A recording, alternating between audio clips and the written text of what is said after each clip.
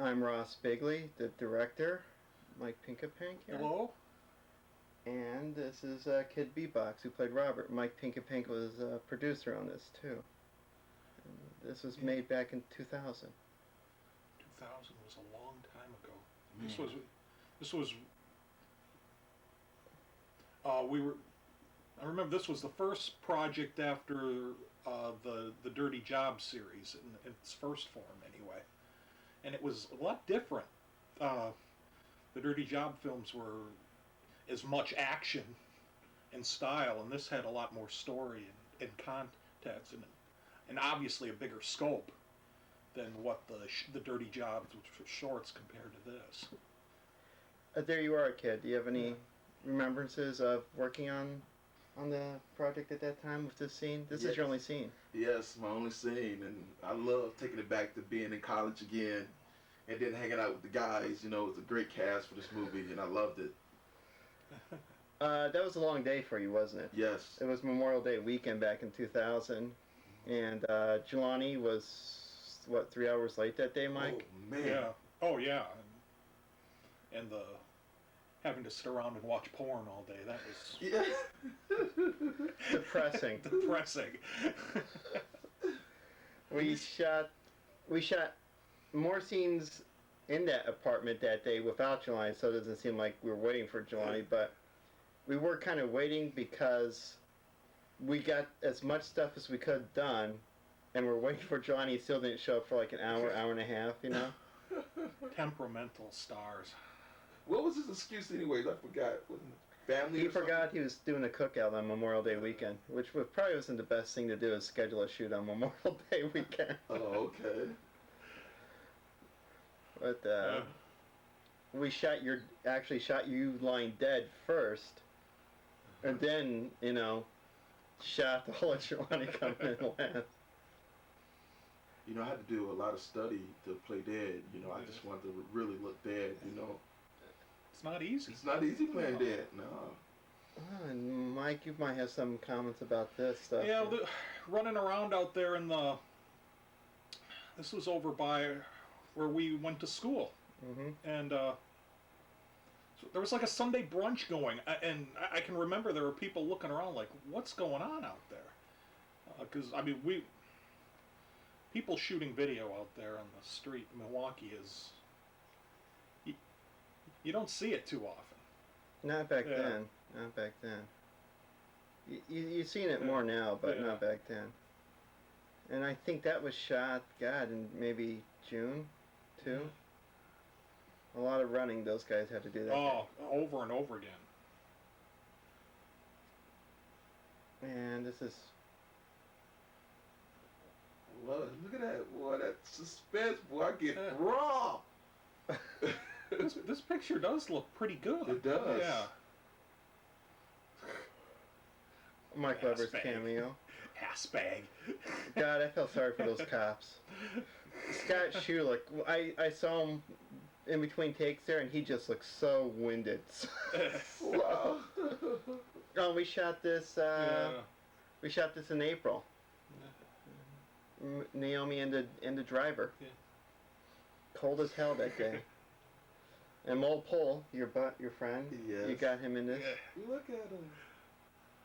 You know, but I like that shot. It already passed, but I like the shot when Jelani fell, and you got him standing up and got his shoes running. Then you got the John fell, yeah. Oh, that was John fell. Then you got the police. That was a nice shot. We were in the back of the car. This was sitting in the car. Kept saying, stop, go back. The elaborate tracking shot that we had, sitting in the back of my Cavalier at the time.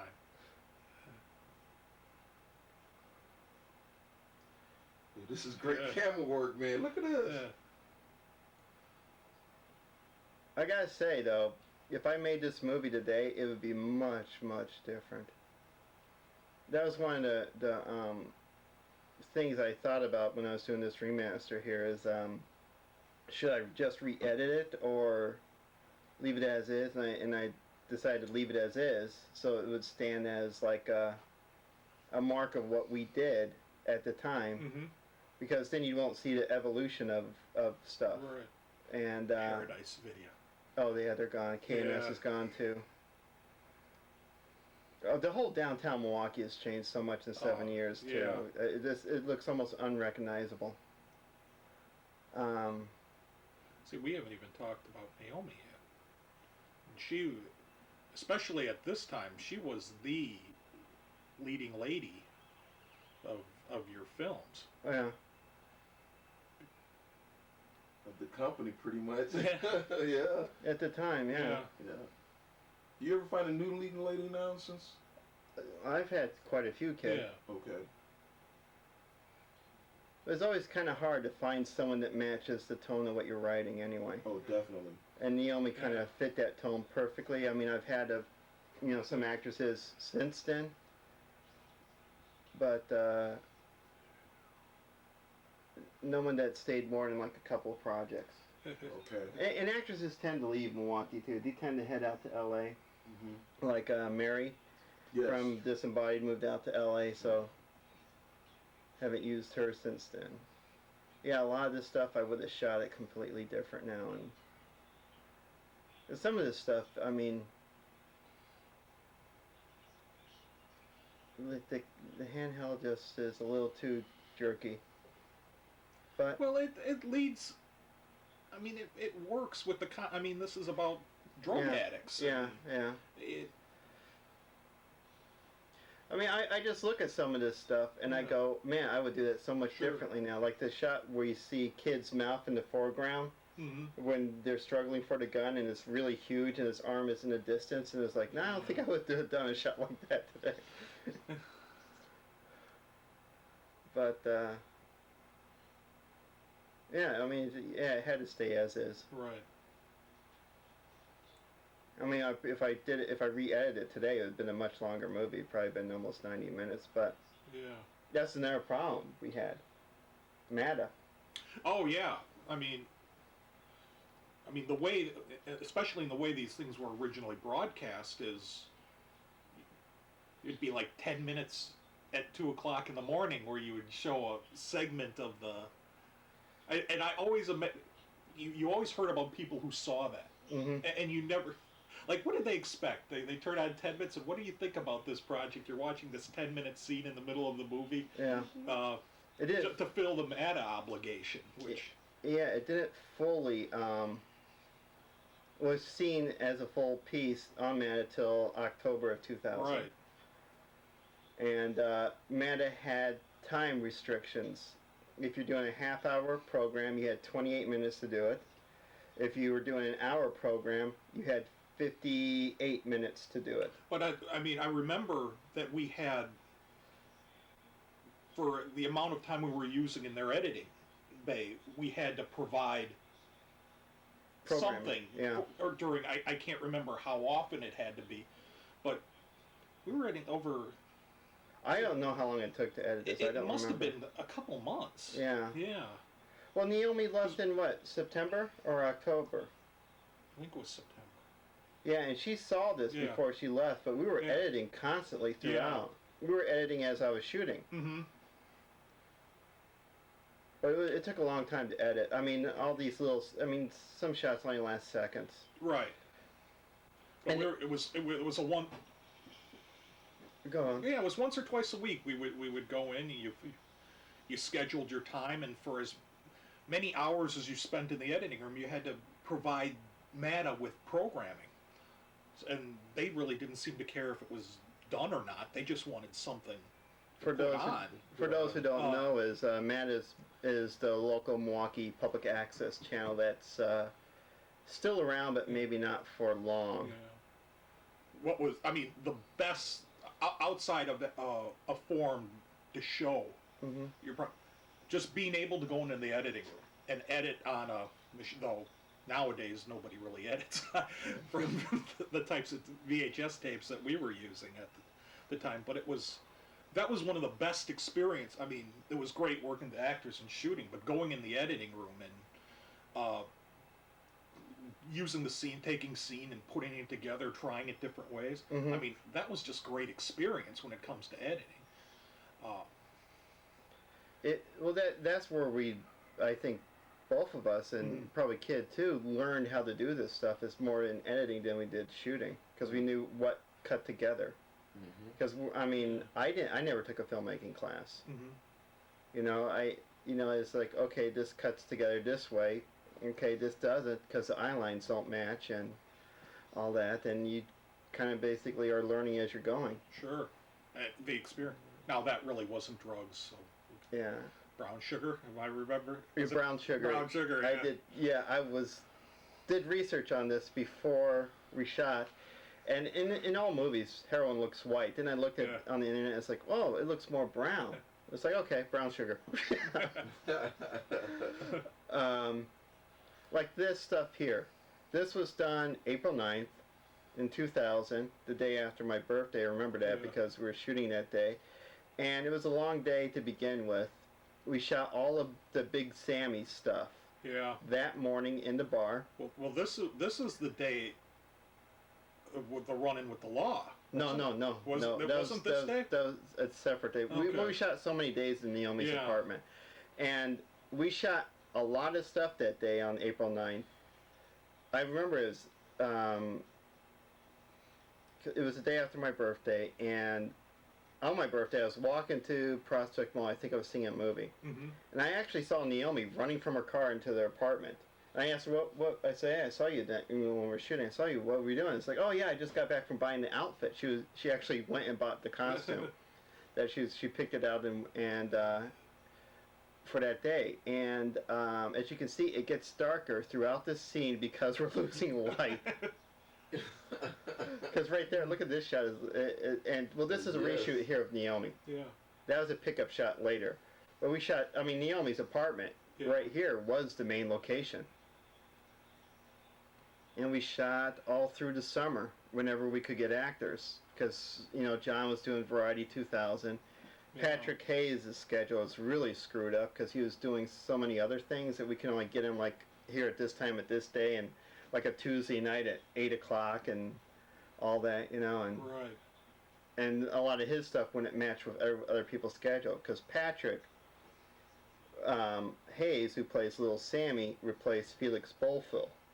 And I think you were there at that table reading when Felix did it. And we kind of talked afterwards and talked with Felix about maybe we would replace him, and he was cool with that. Sure. Well, did Felix have other conflicts or something? No, it's just he had a different take on the character, and he wasn't quite getting it to how we wanted it. Okay. And John I think it was John Van Slyke suggested Patrick Hayes. Oh, okay. Because look at this shot; it's really dark. I mean, it was getting later in the day, and this has got to be. Yeah, it was night. I tried to brighten it up when the remaster here. I tried to brighten up some of these dark scenes a little bit more so they kind of match other scenes, and some of the shots in this that were done during the day with like Naomi's pickups, I tried to darken them a little so the seems as fluid as possible. It's not quite there, but it never was to begin with. Yeah. It's just scheduling thing. It's like, okay, this is when we can do it. All right, it's supposed to be day outside, but it's night. Just shoot it. Well, especially when you're all the actors in here, they're helping you out. You got to work around their schedule as well. They're kind enough to donate their services to this and space, yeah. So when you make yourself available when they can. Christ, I almost became a second roommate at Naomi's apartment shooting this. I don't know how many days I was there. I mean, just the stuff with her in the bathroom alone took 5 separate days to shoot. Wow. Yeah. Because we were reshooting constantly, trying to get the right emotion going. Gotcha. I can remember a lot of sitting in the living room, because there was no room in that bathroom to go in and watch. Yeah. So you sat and you wait like, I wonder how things are going in there. I think it's going okay. We would have heard something if. To talk briefly about the remaster, you're well aware, and so is Kid, that Mana's process of editing at that time was analog, tape to tape. Right. And that puts a lot of damage on your tape. Because when you're going tape to tape, you're holding an image on one tape as you're deciding what to do on the other, and it puts a lot of wear and tear on your tape. Stretches it out. It out, and it makes it age faster. It becomes older, brittler. So what happened was, the reason I decided to do this remaster was Mike Moynihan here, who plays Big Sammy at the table with a script out in front of him. he had a heart attack and he had some serious health problems, and we decided to do a benefit for him, and I organized it with Jim Fletcher of Bunny Gumbo. Mm-hmm. Jim took care of the theater aspect of it, performing 3 of Mike's short plays, and I got the space and kind of like got everything else kind of together, and I decided to show his movies. Mike is also a filmmaker. He shot 2 movies that we used, and some film clips. And when I dragged out these clips, like this scene here was so dark you could hardly see their faces. Really? Yeah, when I grabbed the master to just grab clips off, and I was like, man, this is just terrible. I have to do something about this. So I went through and I decided to clean it up digitally. And I thought the best way to do that was to remaster the whole thing.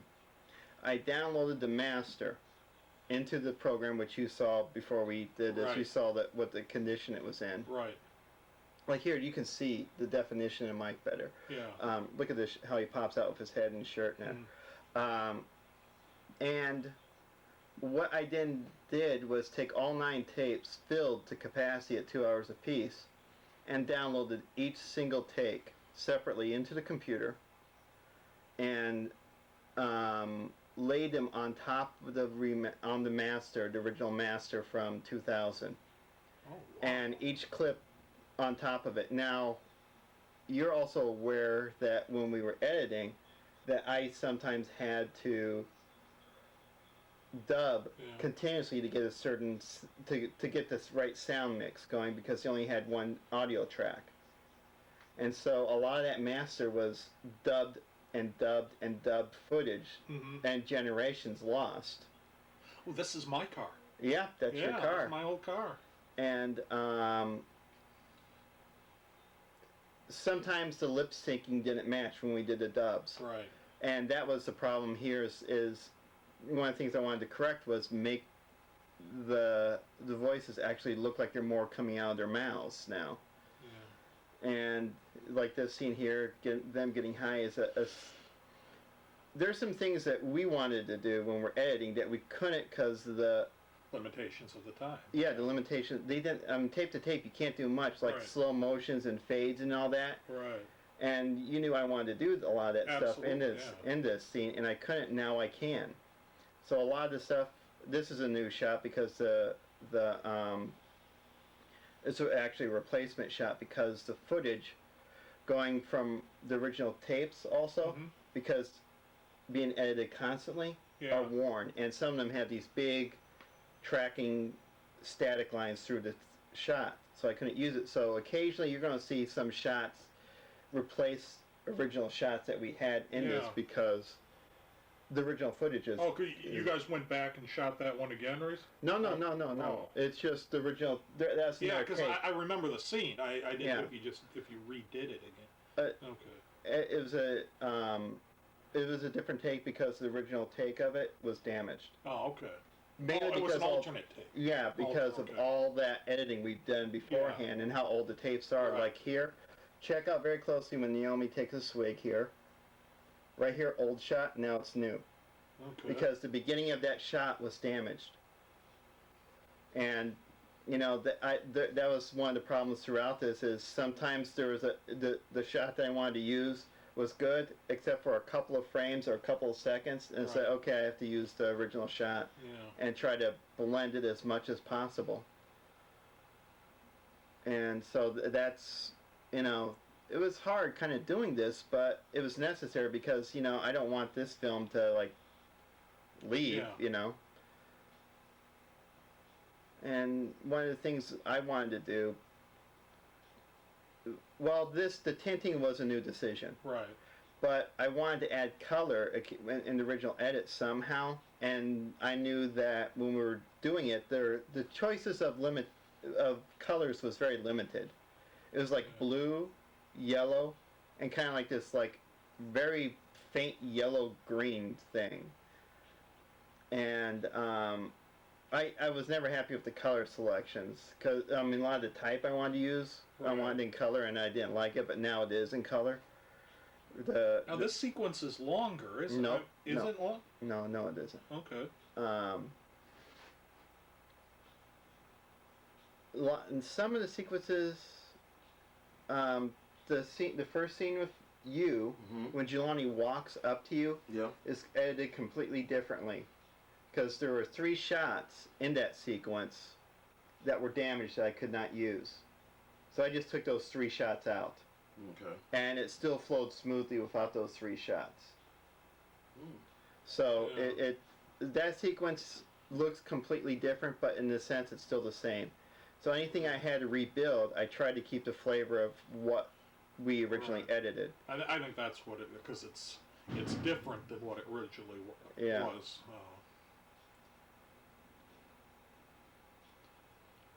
And Jelani kicks John in the crotch right here. And like a pro, he doesn't. So, yeah, that was the process of remastering, and all the files are now saved digitally. This will be on DVDs, and probably won't sell them. Anyone that Yeah. wants a copy, I'll just make it for them because there's questions too in regards to what Mata says they own too, so I can never really sell it. Mata, Really? yeah, Mata feels that whatever you do for them, they own. Yeah. Just like record companies. Yeah. Yeah. Even though they have no control or input in whatever you do, even though you're providing programming for Yeah. them, they feel they own it. So, when I put this up on the website, saying that we have copies of Slacktime, I don't know who will ever ask for one. I'll Right. just make a copy. Sure.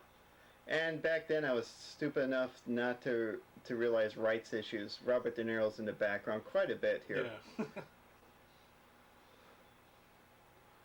But it's a good subtext. He's always pointing a gun at one of these people. That was intentional. Yeah. These people are doomed. And the main thing was trying to make Naomi's apartment look like a guy's apartment. She didn't have a lot of decorations on the wall, but, the guy, it was supposed to be Ricky Castel's apartment. The introduction there of Robert Kennedy, which Yeah. we bypassed, which is the beginning of the second act. Sure. That's supposed to be his apartment. So we guided up some. And this is Donnell's apartment. Yeah, this is back at the house.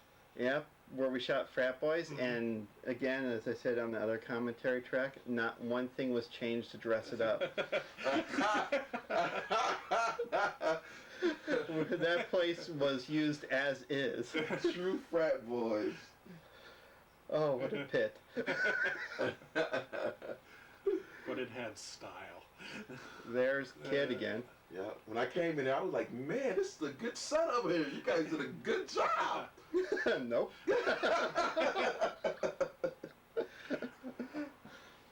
And one of the most painful scenes to watch. You were there, right, Mike? Yeah. Oh yeah, you were, because we Yeah. shot that all the day. Yeah. Because I can't This was remember. all the same. I can't remember what. I know there's only like 3 or 4 days you weren't there. Yeah. But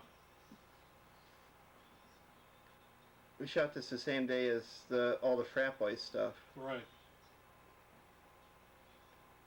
So what makes it painful? This right here.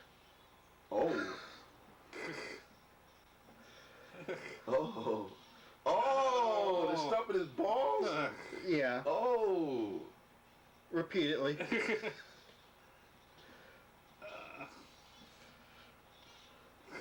How do you like the new improved soundtrack there too, Mike?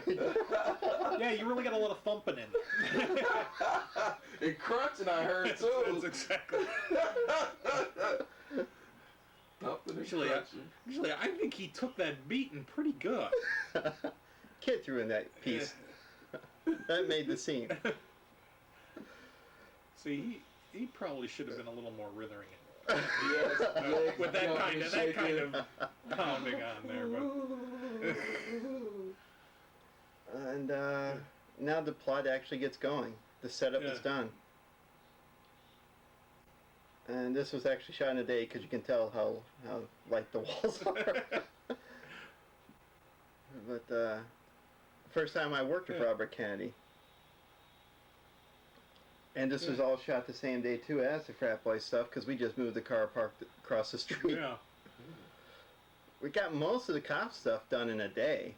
It's just the stuff we couldn't get with them with other actors. Had Scott Schulich and Koo come back many times to do little sections. Wasn't one of these guys really a cop? Shaku there. Shaku, yeah. Yeah. Scott Schulich is in the driver's seat. Shaku is in the passenger seat, and Shaku is still a cop. He's with the crime scene unit. Okay. Oh, And cool. he still does music, and he's becoming a filmmaker himself now. All right. Wow. I think one of his pieces, he did some pieces for McDonald's or whatever, he told me. And there was For a McDonald's, really? yeah. They bought some music off him for some commercials. Yeah, this is kind of complicated here. Some people just didn't, John Van Slyke, and I think you also, didn't get what was going to happen in the alley. This is a setup. Basically, John's character, Ricky, is sending him out to kill Jelani. I don't think I'm ruining it for anyone because hopefully you've seen the movie. If you're listening to this before watching the movie, you deserve to have it ruined for you. Yeah. And Robert's character, Ricky, was going to have his way with Naomi. And it wasn't clear if John, I think one of the things John thought was it wasn't clear to him that he knew Ricky was going to rape Naomi's character. And because he imagines it Right. in his head, the cops coming in while he's, having his way with Naomi and killing them. And I told him, well, you know your brother well enough. You know what kind of person he is. You would probably assume he would rape Naomi. Because, he's an asshole. And that's one of the things when we have this sequence coming up here in the alley. He said, well, why would I imagine that? And I said, well, it's a plot device. Yeah. It's a story gimmick to make people think the movie is actually ending, but I think it's effective and it's creepy as hell. And he, knowing his brother, he would know that his brother would do that. And hell, John's character had his way with Naomi at the beginning of the movie. That's the type of people they are. Right.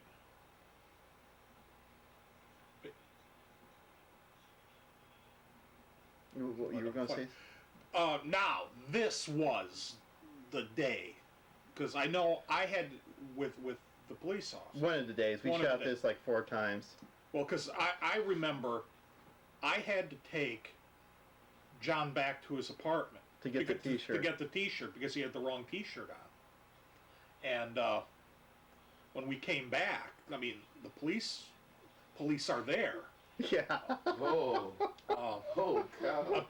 Because they're... Well, somebody was shooting the scene with the cops running across the street with the gun. And a regular person... being the good citizens that they were, and we weren't somebody shooting yet. We weren't shooting yet. Oh, they were rehearsing it. They were outside waiting for us.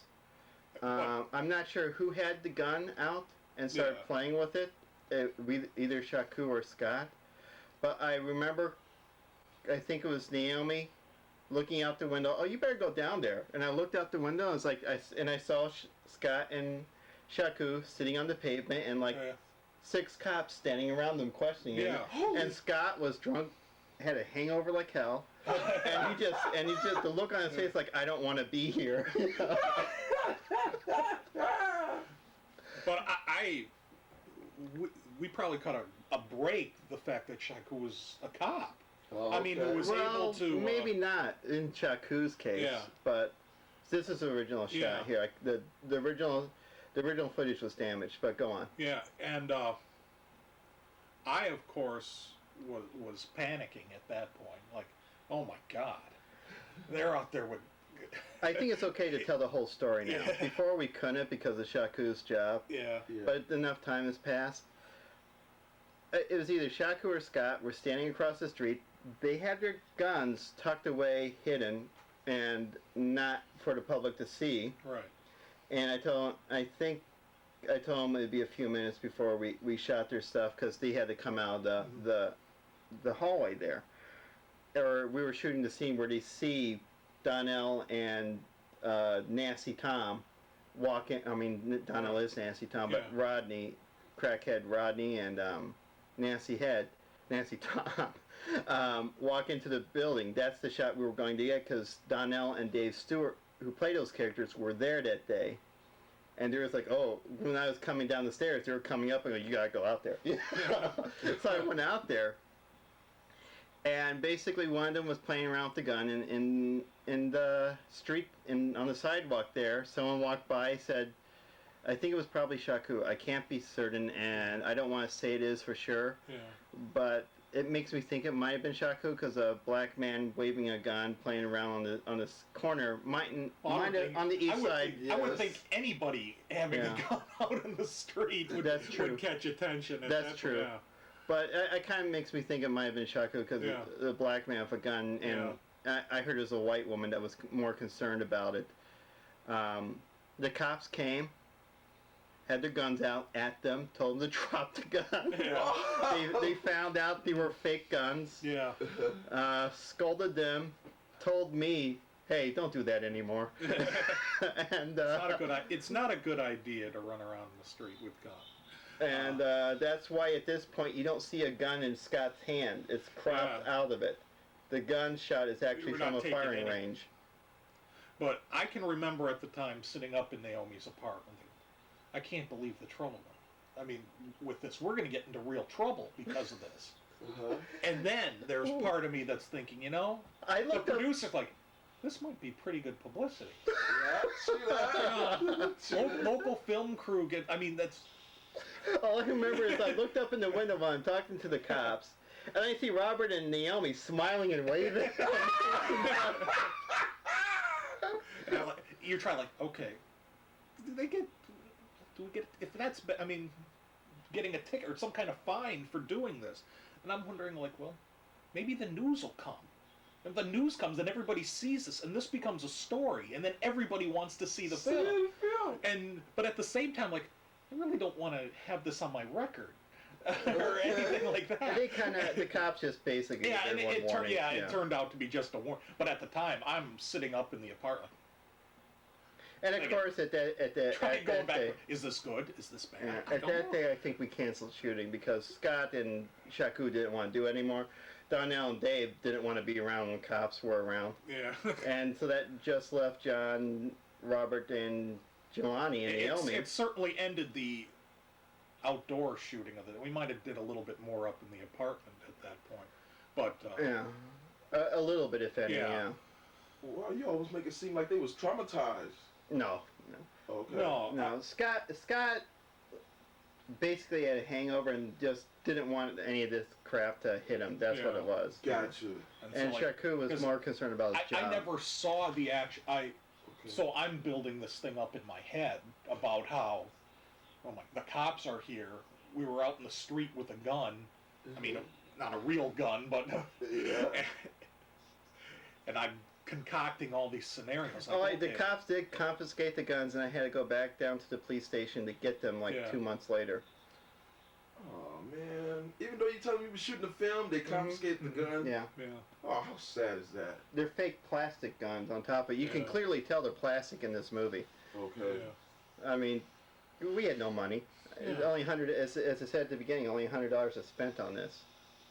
But also going back, we missed John's little drama in his head there in the alley when he thinks he's dead. Watching it again, I think part of it was it doesn't look like a rape.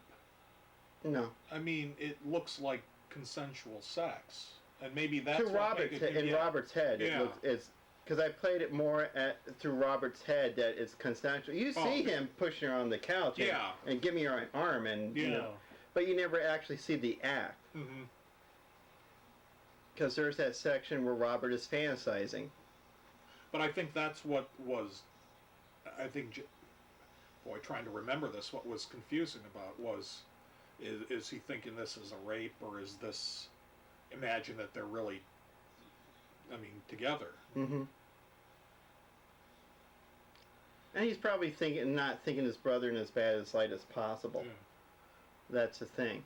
I think the Princess Leia and the Slave is a good touch for a girl's apartment.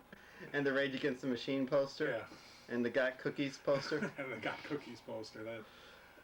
No, that's a terrible shot, but it stays in. Yeah. Yeah, so I don't know. Yeah. Well, yeah, because I remember I was trying to, because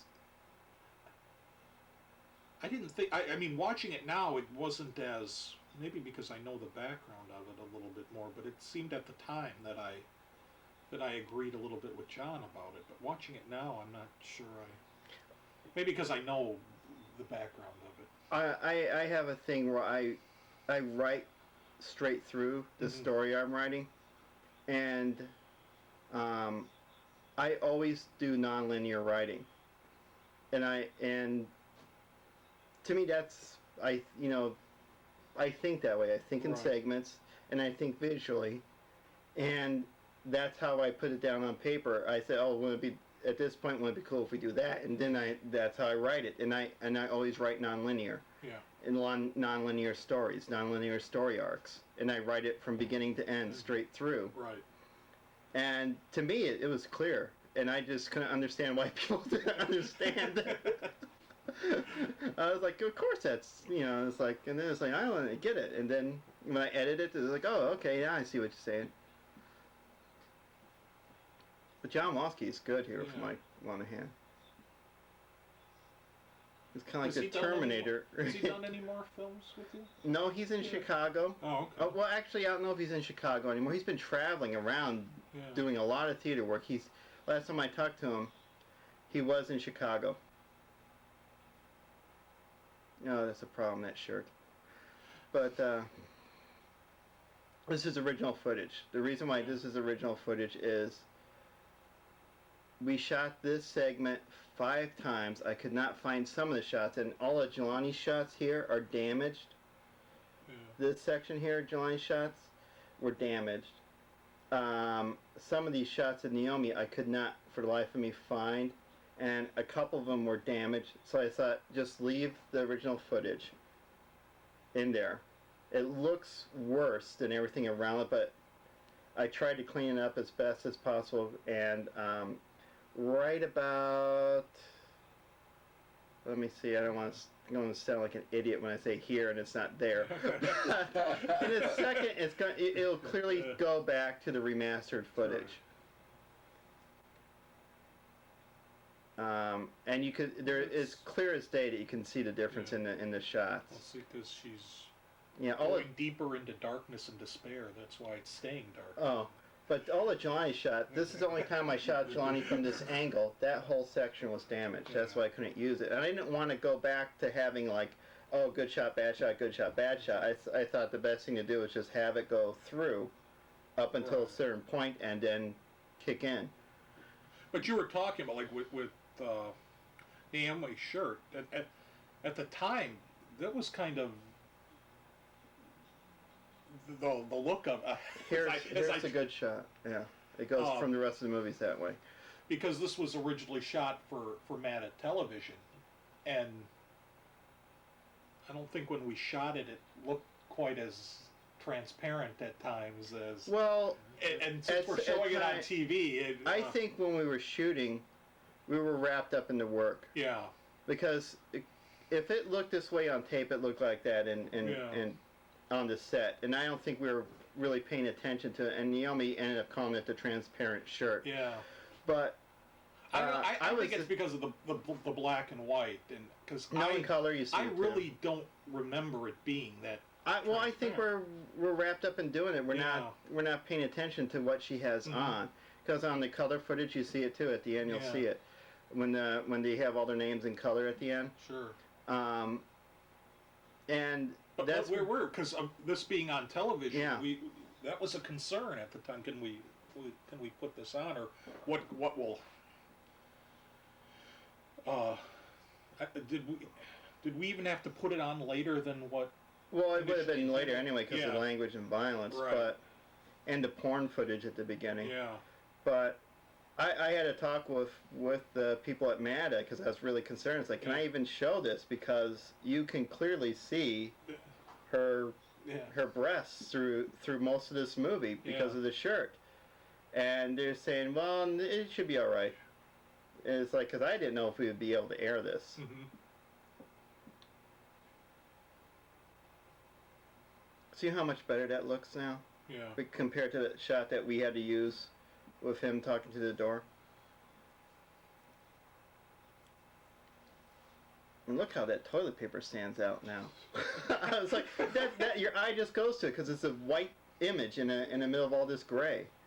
Yeah. But this scene was shot. You can tell by her hair, many times over. Yeah. Many times. Her hair never matches at the end here. See. Oh, you're right. Wow. But you don't notice it because you're wrapped up in the story. I wouldn't have noticed. Wouldn't even notice it. Yeah. And this was another section here where it kind of confused some people why I stopped the story here and decided to go back 20 minutes earlier. Well, I think it works. It shows. This is the horror movie section of the movie, the unknown, and then you think everyone's dying behind that door. You don't know. Yeah, you don't know who's going to live. If I worked it out the way I planned, you don't know what's going on, and you don't know if she's going to live.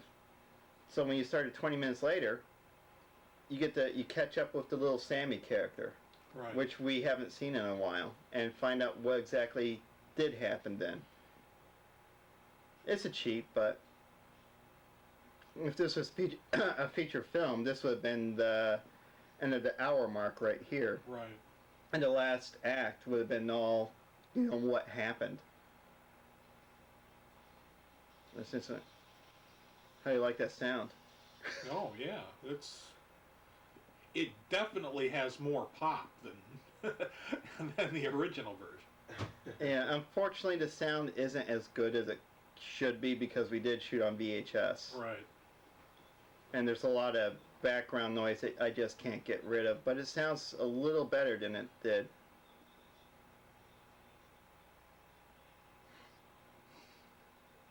Oh, Mike.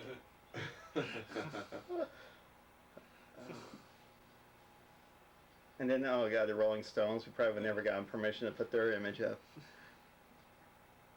Remember where they're banging on the door and says, like, they're closed? He thought they were customers. But, oh god, we shot this whole sequence in a half hour.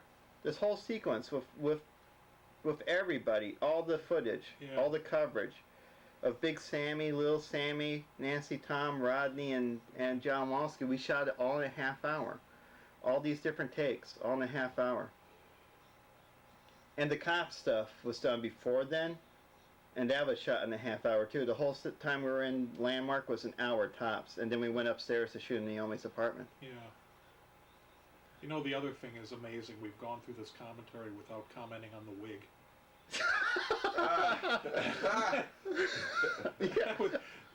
Dave likes to add things to his character. I'll just lay it at that. He wanted a wig. He stands out. He says, "I want to wear a wig." And it's like, what kind of wig? I thought he was gonna wear like a blonde wig or whatever, but no, it was that. He didn't really specify what the wig was, so he showed up on set with it. It almost. I know when there. I first Look at that! Boom. John Walski was a stuntman briefly in Chicago after this. Really? For like a Wild West show or something, some stunt show. And plastic guns. What do you think of this? What do you think of the sound effects on the guns there?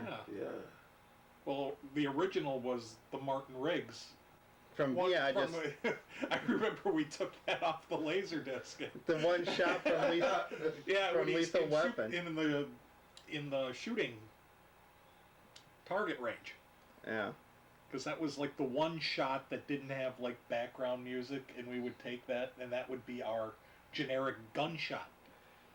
That would go whenever you heard a gunshot go off. What you hear now in the gunshots is a mixture of that, a mixture of Because you went to a shooting firing range. Yeah, I actually shot a gun there. Yeah. Dave Rogman took me to a firing range. He goes, you need to know, if you're going to do a movie about guns, you need to know how to work a gun. So I went there with him.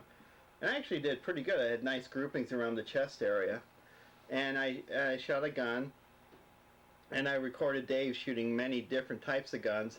So the sound effects for the gunshots is about 3 different gun effects combined into one. One from a sound effects CD, one from the Lethal Weapon thing that we took, the one bit there, and one from the gun range, and they're all combined as one shot now. Sound effects CD, I remember though. Yeah. They're up. All those sound effects are now uploaded to my computer, so they're easy to get to now. No more hunting and digging for anything. That's the great thing about digital, and Adobe Premiere. Yeah. It's like it doesn't take as long to edit. Well, this took a long time to remaster. Oh, I remember just sitting there and spending like an hour shuffling through tape looking for a shot. And we did. There's some nights we didn't do anything. Yeah. So we couldn't find it. And I mean, 9 tapes. Was it on this tape? And yeah, 9 tapes, 2 hours each, and reshoots and retakes. I mean, it was insane. But let's talk about the actors, since we haven't.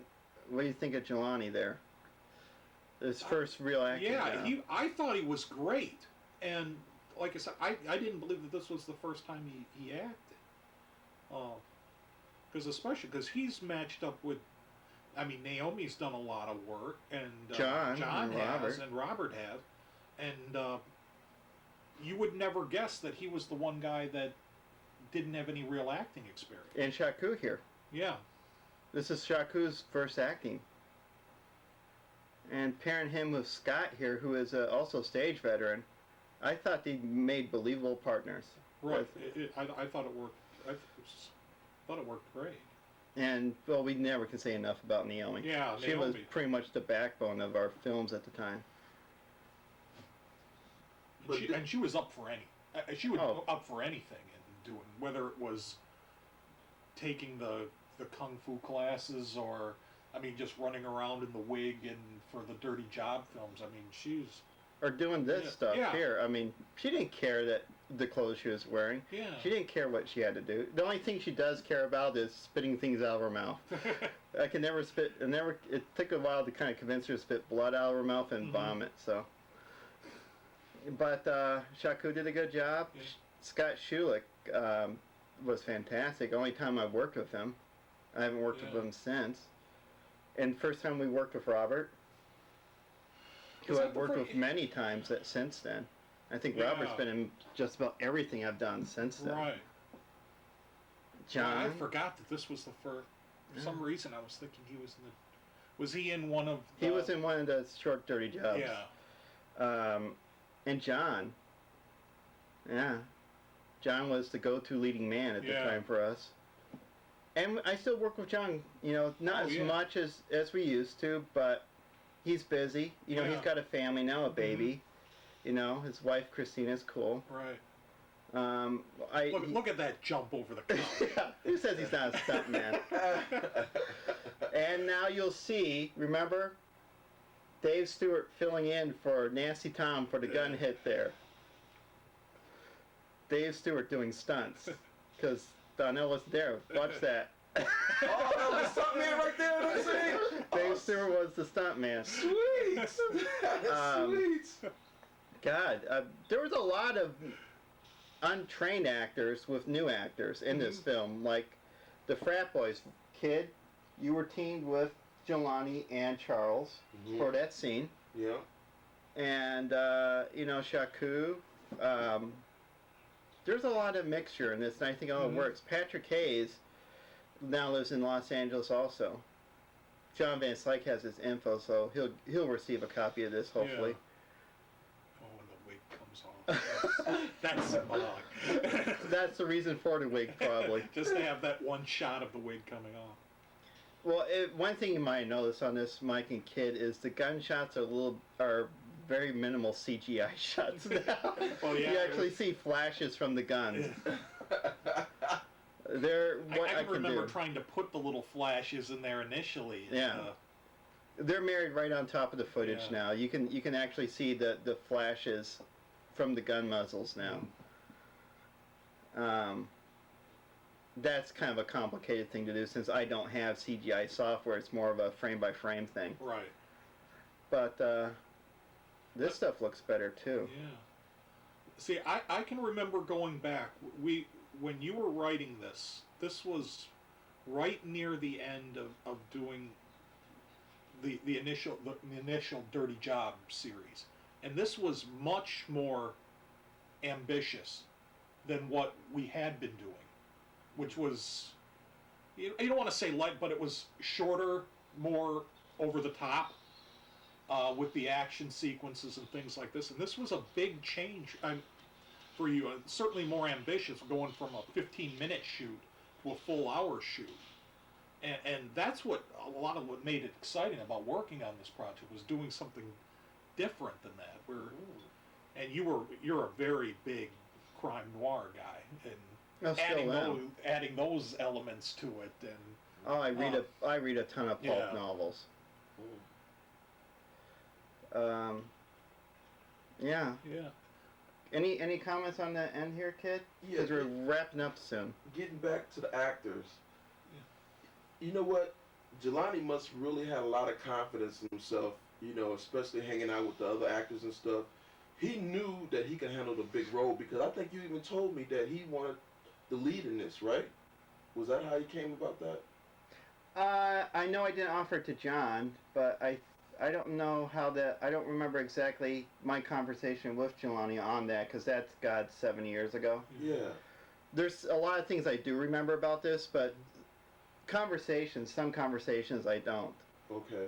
But if you said that's how it happened, I'll have to take your word for it. Yeah, you said Jelani was looking for a bigger role because he wanted to prove himself, and he did. See, I don't remember anybody else being up for that part at the time. I mean, he's the only person I remember. But yeah, like I said, 7 years ago. Yeah. I was impressed. I was like, wow. Yeah, he did a great job. Great job. Yeah, that's a new shot too. It's in there, the alternate take, because of the part of it was damaged. But I mean, you're shooting stuff with actors who are there, then some days you're shooting them with actors that aren't there, and you're trying to piece footage together. And that's one of the reasons why this film is edited this way. Because there really is hardly any master shots in this. And this is a big change too, because when I put this down, I'm working with color footage, and then I'm transferring it to black and white. And I looked at this and said, you know what? If I'm going to make one change in the movie, I'm going to leave this color. I like that look. Very nice. Love the shadows. And this is also kind of symbolic. This is the last movie we worked with Naomi with, and she walks off into the distance. See, the pink skirt pops out now too, and that's one of the reasons I leave it left in color.